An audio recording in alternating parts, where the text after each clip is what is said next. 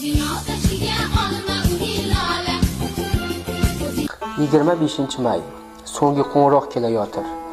Go'yo yoshlar 11 yil shu kun uchun o'qiyotir.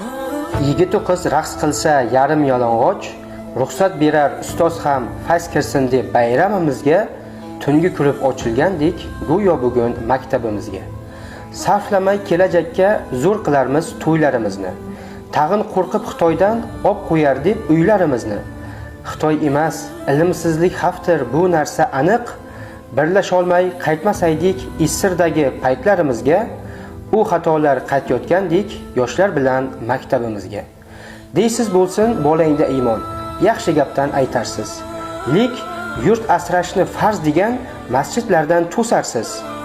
Qizga o'xshab qilpillasa chora ko'rmay ketarsiz. Bu ketishda kimlarga qolib ketar sarxatlarimiz, vatan qadrini o'rgata olmas, raqs o'rgatgan maktablarimiz. Jadidlardan ilm nuri taralgan joyda. O'qimasdan o'ynab kelsa undan ne foyda?